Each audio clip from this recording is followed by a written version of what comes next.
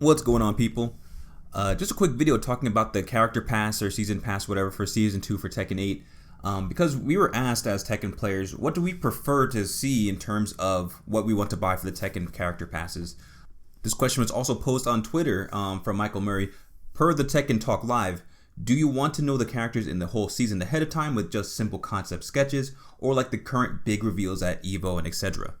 The post results were final, and the majority of players would like to know ahead of time. About 2/3 of the players have shown so, and the other third voted to wait for the proper reveal.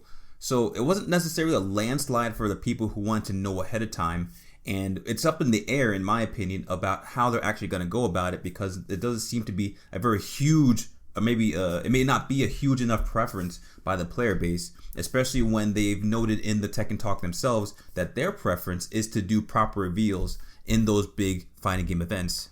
Before I go into my opinion, I think there's a big aspect to this discussion that I really haven't seen online, and that is the actual cost of the characters and the season passes.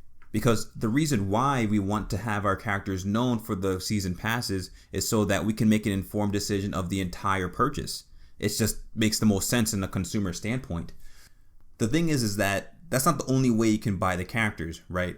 You can also buy the characters one at a time as they come out, but you buy the season pass so you could save a little bit of money by getting it all up front.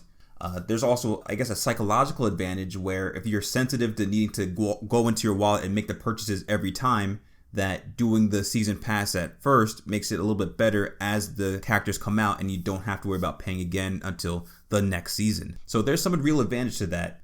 So that question is, how much is that advantage worth to us? How big of a cost differential does there need to be where we feel like we need to be compelled to buy the season or character pass as opposed to waiting and buying them one at a time? So think of a number in your head. How much should you save by buying the character pass as opposed to buying each character individually? $5? $10? How about -$6? So right here I have a spreadsheet just comparing the different costs of the characters and stages and the deluxe pass or pack that came with the launch of the game.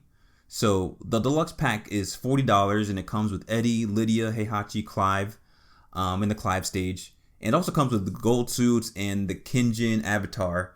And even though it's not listed in the stores, I think the Mokujin and the Tetsujin avatars also came with that.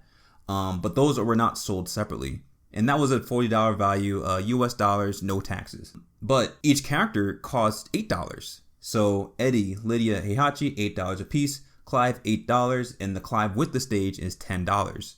So doing the math here, it's $34, again, no tax, as opposed to the $40. You can make the case that the gold suits and the Kinjin avatar, of course, have some kind of monetary value, and they would probably argue that, there's probably, gold suits $5, the Kinjin $5 also.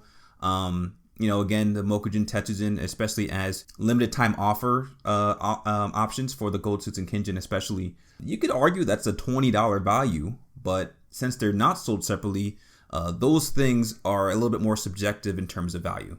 How much would I pay for those things? $0. They're worth $0 to me. Well, maybe Mokujin. I'd probably chalk up, for Mokujin. I like Mokujin, but that's not worth much to me. So if you also don't care about those particular things, then you were actually better off just buying the characters individually. If for whatever reason you bought Clive separately and then went on to buy the Clive stage separately, then you are spending a little bit more at $42.